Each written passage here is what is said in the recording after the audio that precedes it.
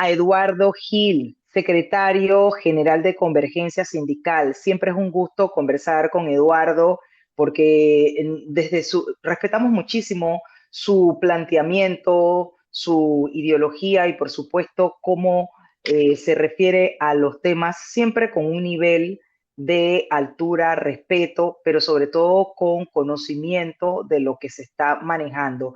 Eduardo, gracias por ese tiempo que te tomas para con esta audiencia. Este es un tema que nos concita todo y es importante abordarlo, pero sobre todo, Eduardo, seguir en ese ejercicio de docencia, porque hay temas muy técnicos y que, por supuesto, con esta aprobación en el día de ayer del segundo debate a este proyecto que procura la reforma de la Caja del Seguro Social, la ley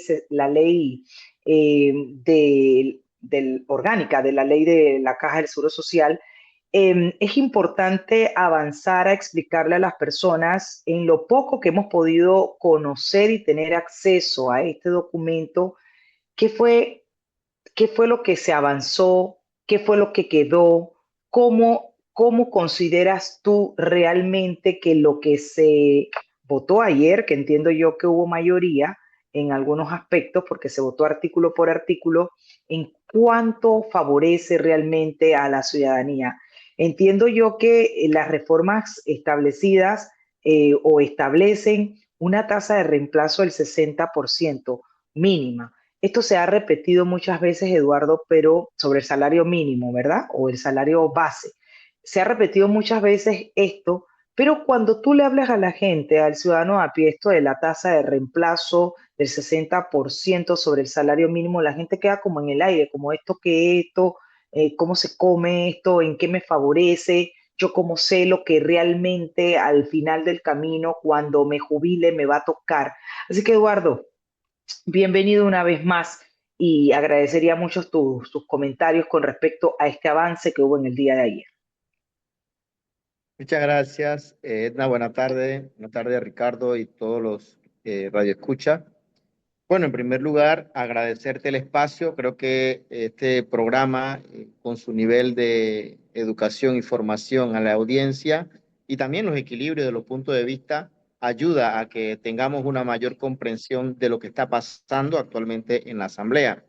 Y gracias a estos programas también nosotros podemos decir con claridad que el problema de la reforma a la Caja de Seguro Social lo hemos asumido con un alto grado de responsabilidad.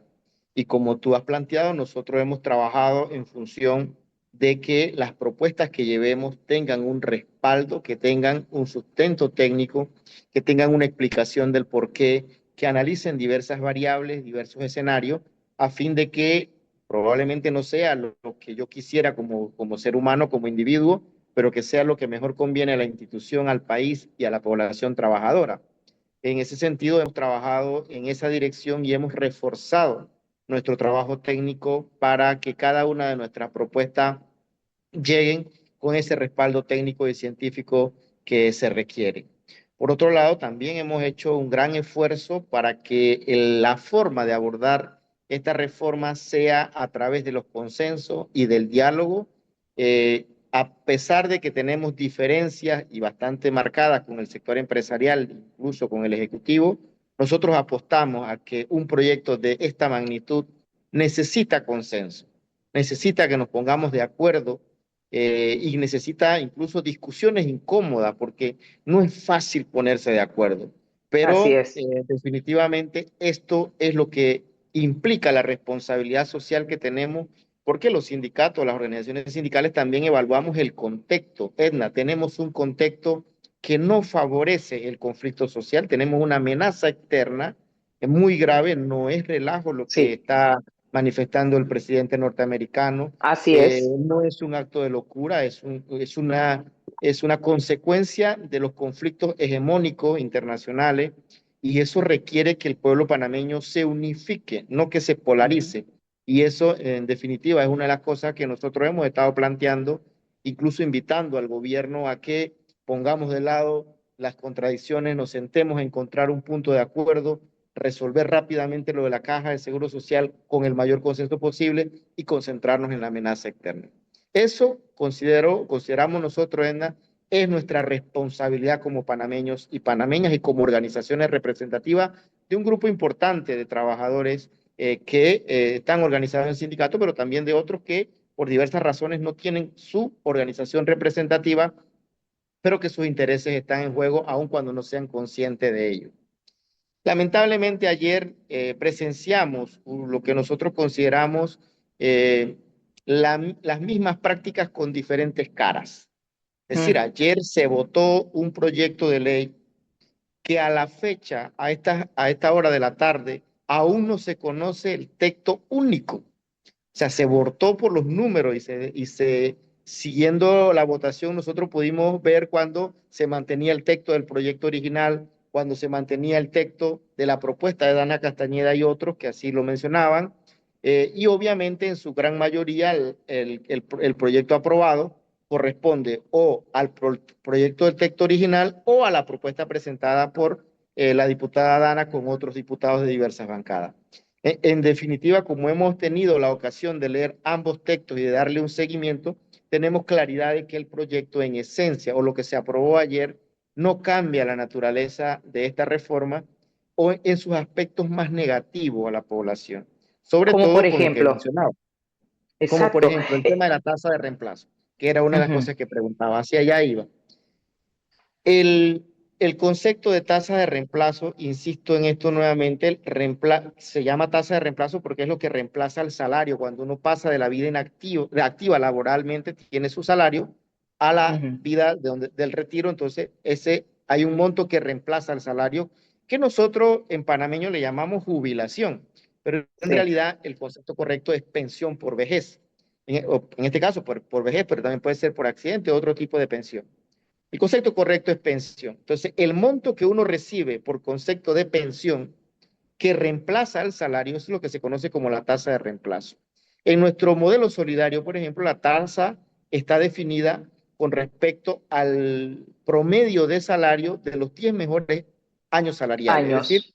cuando nosotros tenemos 10 mejores años salariales, sumamos todo esos salarios y lo dividimos entre 10, nos sale un promedio salarial.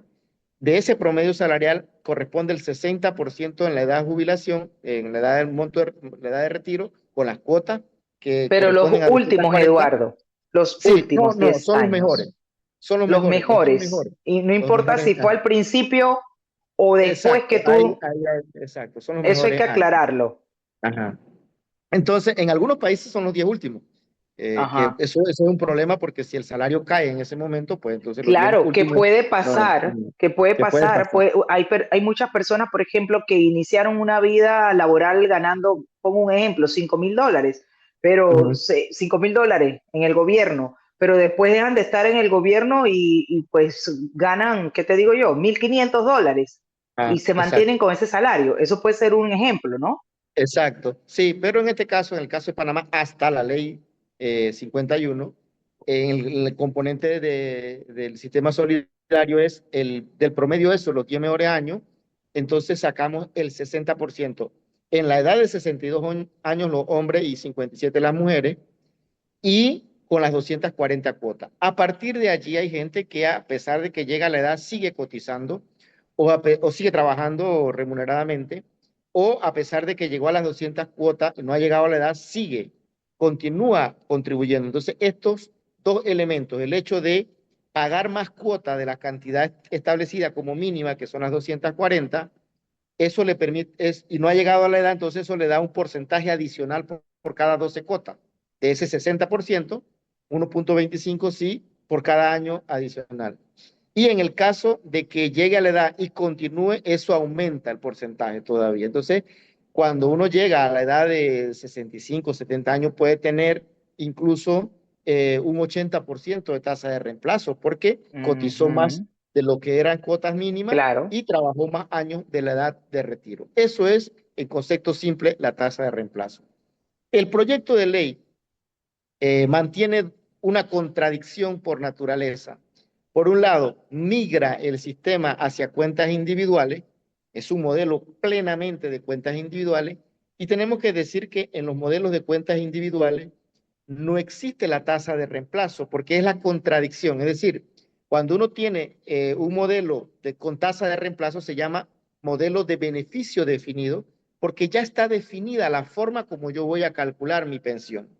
En el tema de las cuentas individuales, eso funciona con el ahorro individual. O sea, a mí no me van a dar más de lo que ahorré en términos contributivos. O sea, eso es la diferencia, porque mientras que en los modelos solidarios uno contribuye con su pensión, los modelos individuales uno ahorra. Pero obviamente que cuando uno contribuye, uno tiene un derecho definido de la tasa de reemplazo y eso se mantiene hasta que uno fallece. En el modelo individual donde uno ahorra, uno mantiene la pensión hasta cuando se le acabe lo que ahorró. Entonces, son dos modelos completamente diferentes. Entonces, decir que este modelo de cuentas individuales mantiene la tasa de reemplazo es un completo absurdo. Eso es como ponerle, qué sé yo, el motor de un avión a un barco, a un carro. O sea, eso no compagina, no es coherente, porque el modelo, imaginaos, en el supuesto no hemos podido analizar esta formidable fórmula que se han creado Ujú. los diputados, porque realmente, ¿qué implicaría esto? Un ejemplo sencillo sería, ok, si yo tengo un ahorro determinado y me corresponde una tasa, un monto de pensión en función de lo que ahorré, de la expectativa de vida y de las tasas de intereses y todo lo demás, y me corresponde una tasa de reemplazo, de el, por ejemplo, del 30%, que es lo que más o menos se ha calculado que podría ser la tasa de reemplazo. Una tasa de reemplazo del 30%. Pero como dice la ley esta formidable, que ahora va a ser una tasa de reemplazo del 60%, Ujú. esto implicaría que me tenían que dar, me estarían desembolsando el doble de lo que en el ahorro De lo que correspondería. yo, Ajá. exacto. Pero ¿qué implicaría eso? Entonces que se me va a agotar más rápido el ahorro. ¿Qué va a pasar después de que yo gaste mi ahorro? Porque en un sistema de cuentas individuales es ahorro. En un sistema de beneficio definido o solidario es contribución. Entonces, en ese sentido, estos son los absurdos. ¿Qué va a pasar? Que esto no va a funcionar. O sea, esto no es correcto, no es viable técnicamente. Y Pero obviamente lo que Eduardo, nosotros... entiendo que a ver, ahí estuvo presente el actual director, que es un experto en temas actuariales, y a pregunta formulada él dijo que él consideraba que era un avance importante esta aprobación en segundo debate ayer del proyecto. Y hay un Bueno, tema que no me queda claro y me gustaría también escuchar tu explicación y observación acerca precisamente del sistema o pensiones solidarias que tienen aspectos que considerar, porque no es que todo el mundo va a poder acceder al sistema solidario. sí, Edna. Bueno, mire, yo realmente, a mí me sorprende mucho cuando la gente puede asegurar cosas como lo que ha dicho el señor Dinomón respecto a que, miren, él ha planteado de que es un avance importante, pero al principio de este debate, el señor Dinomón reconoció que en los modelos de cuentas individuales no existía las tasas de reemplazo. En una pregunta que le hizo un diputado, una diputada creo que fue, le preguntaron al señor Dinomón cuánto era la tasa de reemplazo que garantizaba este modelo. Y él respondió muy acertadamente que en los sistemas de cuentas individuales no existe tasa de reemplazo. Hoy el Ujú. proyecto de ley, según lo expresado por ellos, contempla una tasa de reemplazo de 60% supuestamente, y el señor Dinomón dice que eso es correcto y que es un gran avance. ¿Cómo una misma persona en tan poco tiempo puede decir dos cosas completamente contrarias? Entonces, allí en esas contradicciones es donde uno realmente comprueba que hay un esfuerzo, una intención de manipulación de la opinión pública. De la misma forma como se dice de que no se va a aumentar la edad de jubilación, sino que se va a ver posteriormente Hago un alto ahí, Eduardo, porque te quiero aprovechar a su máxima expresión y es otro elemento que genera gran preocupación, porque al principio se nos dijo que sí o sí tenía que aumentarse la edad de jubilación para salvar el programa de invalidez, vejez y muerte. ¿Y cómo es que ahora se dice que dentro de 5 años se va a volver a hablar de este tema porque hay que de alguna forma abordar el tema de las paramétricas porque el tema se aduce que vivimos más los hombres, las mujeres también, etcétera?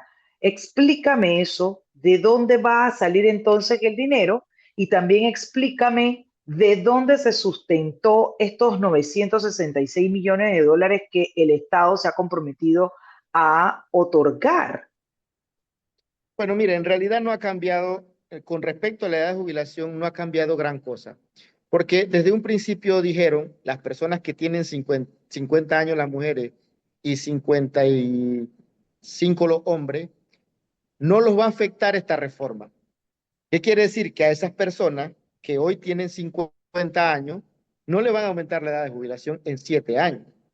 Hoy desde el proyecto original, desde el 163 original, siempre se nos dijo a los que tienen, las mujeres que tienen 50 años no les va a afectar, a los hombres que tienen 55 no les va a afectar. Por lo tanto, esos 7 años de gracia son exactamente los que están utilizando para decir que en 7 años o en 6 años no se va a aumentar la edad de jubilación. Claro, porque es que eso nunca lo planteó el proyecto desde el principio.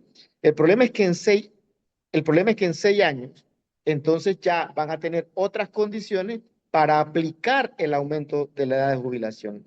Pero además de eso, eso por una parte, el proyecto en automático aumenta la edad y las equipara entre hombres y mujeres. ¿Por qué? Porque en el sistema de cuentas individuales, como uno solamente va a recibir su ahorro, entre comillas, en ese sentido, se establece un mecanismo que se llama el factor de pensionamiento. Es decir, te van a decir, usted se puede retirar a los 57, pero si usted se retira a los 57, por el factor de pensionamiento, usted recibe menos que si se retirara a los 65. Con el 65 usted completa la edad correspondiente para acceder a lo que le correspondería en función de los cálculos. Esto es bien enredado como lo estoy planteando, justo porque es complejo. Pero el resultado concreto es que hoy yo voy a tener que trabajar, hoy las mujeres, los hombres, van a tener que trabajar hasta los 65 años para poder lograr la pensión que hubieran logrado a los 57 años con la tasa fija de reemplazo o la tasa de reemplazo definido. Entonces, en el factor de pensionamiento y en el mecanismo de cuentas individuales está entrelazado el aumento de la edad de jubilación. Porque pueden decir, no, usted no se le ha aumentado la edad, usted se puede retirar a los 57, solo de que lo que le correspondería le va a dar menos, le va a corresponder menos porque usted no llegó a los 65. Entonces, Pero Eduardo, las ¿qué hace personas la van a tener. diferencia? A un alto, y disculpa que te interrumpa, ¿qué hace la diferencia hoy día, como está el sistema, que veo que las personas precisamente siguen trabajando porque no les alcanza el salario? ¿Cuál es la diferencia? Efectivamente, mira, las personas siguen trabajando porque no les alcanza la pensión. O sea, llegan al momento de retirarse y cuando miran, bueno, el 60% de la tasa de reemplazo no me alcanza para sufragar mis necesidades fundamentales, entonces tengo que seguir trabajando un poco más para poder tener el ingreso del salario íntegro más lo que me toca por pensión, como si fuera una especie de bono extra y poder mejorar algún nivel de condición de vida. Pues si el 60% no alcanza, figúrate cuánto alcanzará el 30%. Por eso es que nosotros decimos, o sea, es la mitad. Si una persona hoy recibe una pensión de $300 y no le alcanza, porque no alcanzan $300 mensuales, con este mecanismo de cuentas individuales que reduce la pensión en un 30%, estaría recibiendo la mitad de lo que recibe hoy. Entonces, obviamente, por eso es que nosotros aseguramos que las personas van a tener prácticamente que morir en el puesto de trabajo. Y esto no es una exageración. En los países en donde se aplica este sistema, la gente llega muy adulta, o sea que esto va a empeorar el problema del empleo juvenil. Por eso es que yo me sorprendo cuando algunos diputados, sobre todo jóvenes, dicen, yo hago esto por mi generación. Es la generación que más afectada va a resultar. Primero, porque se le baja el monto de las pensiones. Segundo, porque van a tener más dificultades de ingreso al puesto de trabajo formal porque hay una cantidad de adultos que van a seguir trabajando, si ya eso es alto hoy, En el futuro va a ser peor porque la gente no va a poder retirarse en la práctica, no va a poder hacerlo, pues no, es irse a la indigencia y obviamente porque el mecanismo de cuentas individuales recae en la persona la responsabilidad de la inestabilidad del mercado de trabajo. Entonces, en estas condiciones, los más perjudicados son los jóvenes de hoy. Los más perjudicados son los jóvenes de hoy con este nuevo modelo que acaban de aprobar. Y a mí me sorprende mucho que estos diputados jóvenes salgan a decir que están apoyando la reforma pensando en su generación. Esto es totalmente contradictorio. Esto no es compatible. Entonces, realmente es este tema de que no se va a aumentar la edad de jubilación, que se va a prorrogar hasta 6 años, que la tasa de reemplazo va a ser del 60%, esas propuestas no son correctas. Y por lo tanto es una especie de campaña que lo que intenta es confundir un poco a la población para que perciba de que ya los problemas se resolvieron mientras se mantiene el modelo de cuentas individuales, que es realmente lo perjudicial, lo más perjudicial, no solamente lo único. Eso y el uso de la transferencia de los recursos al sector privado, la administración privada, todo eso ya no, ya ha sido probado. El gran dilema de nuestro país en este momento, Edna, es que todo lo que están aprobando ya se probó en otros países y fracasó. O sea, estamos avanzando hacia un modelo fallido, no porque lo diga Eduardo Gil ni porque lo diga Conato, no, porque es que lo dicen organismos internacionales como la CEPAL, la OIT, incluso el Banco Mundial han reconocido que este programa, esta estrategia de cuentas individuales es un programa fallido, es un experimento fracasado. Entonces, hoy, incluso todo este tema que a veces yo escucho mucho estos discursos que dicen, no, es que esto no hay que verlo ideológicamente, pero es que este proyecto es ideológico. El proyecto de cuentas individuales, el proyecto individualizador del sistema de seguridad social, es un modelo ideológico neoliberal. O sea, ese es el respaldo filosófico de esta propuesta. Y de la misma manera, en los años 90, 95, cuando reformaron el Código de Trabajo, nos decían, no, es que hay que reformar el código para garantizar más empleo. Lo que hemos logrado es más informalidad. ¿Dónde están los resultados de esa reforma? Y 20 años después nos dicen, nos equivocamos, no funcionó el modelo. Hoy economistas como Guillermo Chapman, hace unos años, en el 2021, publicaba un artículo muy interesante en donde reconocía el fracaso del modelo, el modelo que él mismo impulsó, porque él era ministro en ese momento.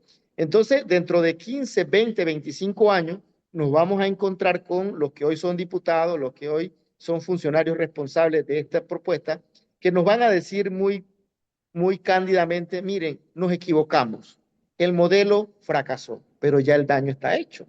Y asimismo, como en el 95, los sindicatos estaban diciendo esto no conviene porque nos va a afectar, no le pararon bola a los sindicatos y al final ahora, no lo dirán, pero está claro de que teníamos razón con las reformas del 80, con las reformas del 90, con las reformas del 2005, pero de nada sirve tener la razón si luego los diputados deciden ignorar y tachar de ideológico los planteamientos como si este proyecto no estuviera también cargado de una ideología particularmente. Ahora, Eduardo, ya para concluir, han sido 5 meses que entiendo yo que se ha podido manejar entre discusiones álgidas este proyecto. Y ahora tenemos lo que, como bien dices tú, poco conocemos, pero un avance en cuanto a la votación de ciertos diputados con relación a estos temas, que es lo poco que conocemos, que son lo del tema de la tasa de reemplazo mínima del 60%, el tema del aporte anual del Estado por 966 millones para cubrir el déficit del sistema, como que no sé cómo realmente eso se va a garantizar, porque eso no es que es una plata que hay. Me imagino yo que eso es algo que se ha proyectado y que de alguna manera esa plata tiene que salir, no sé de dónde, no se ha explicado, no sé si tienen la respuesta. Y por supuesto lo que has explicado de la preocupación con este tema de pensiones solidarias o el modelo de cuentas individuales. Desde Convergencia Sindical, hoy precisamente se supone que se avanza a un tercer debate. Sabemos que sale este proyecto y tiene que pasar al Ejecutivo para ver si lo sanciona o no. ¿Qué esperan ustedes? Porque he visto que también están pues haciendo, levantando sus voces, haciendo estas pequeñas, por así decirlo, marchas, donde se está advirtiendo a la ciudadanía que hay que estar pendiente con lo que se aprueba. ¿Qué más esperan ustedes, Eduardo? ¿Qué acciones se plantean ustedes hacer en defensa de un tema tan importante? Porque, ojo, Eduardo, ni siquiera hemos hablado aquí, pues no hemos empantanado en el tema de las paramétricas, del sistema solidario, pero en cuanto a mejorar la calidad de la atención, de eso ni siquiera se ha hablado. Sí, mira, sobre los 900 millones, 960 millones, eh, bueno, todavía no se ha explicado de dónde va a salir eso, en realidad. Se habla de la recuperación de una parte de la evasión fiscal y ese detalle sí es muy importante. Mira, nosotros estamos planteando que para ser sostenible el sistema solidario se requiere de un aporte del 2% del Producto Interno Bruto de aporte directo del Estado, pero eso no tiene que ser en automático el próximo año o este año. Eso tiene que ser escalonado. Esa es la propuesta nuestra, escalonado para que capitalice el sistema y ese sistema avance. Ahora, muchos dicen 2% es una locura, es mucho. Depende, porque si yo te digo que la evasión fiscal, según los cálculos oficiales, ronda el 10%, quiere decir que nosotros estamos peñiscando apenas una parte de lo que va a la evasión fiscal. Por eso es que cuando yo escucho al sector empresarial decir hay que ser responsable con el país, el primer acto de responsabilidad es pagar los impuestos, porque la clase trabajadora no evade impuestos. Nosotros nos descuentan el impuesto directamente del salario y directamente del consumo. La evasión se encuentra en el sector empresarial. Entonces, si queremos ser realmente responsables con el país, el primer paso es pagar los impuestos. Sobre los avances, miren, avanzar el proyecto 163, cuando dicen, no, lo importante es que avanzamos. Miren, como dice un dicho, es preferible un paso en la dirección correcta que 1000 pasos en la dirección equivocada. Y ahora estamos dando pasos en la dirección equivocada, porque ya está demostrado de que no funciona. Dentro de 20 años nos vamos a ver reconociendo el fracaso con la gente ya con el daño hecho. Entonces, este avance no es algo que nosotros podemos valorar por el hecho de que ha pasado un segundo debate como algo positivo. No es algo positivo. Haber avanzado esto a segundo debate es un retroceso en realidad. Y respecto a las acciones y ante esto, como te planteaba al principio, nosotros hemos querido ser muy responsables, muy respetuosos, incluso a pesar de los ataques que tenemos contra el movimiento sindical. Pero bueno, desde Convergencia Sindical y desde varios sectores hemos tratado de mantener un poco el lenguaje en la dirección de que busquemos un acuerdo, de que busquemos un Claro, consenso, y al país no le conviene el conflicto.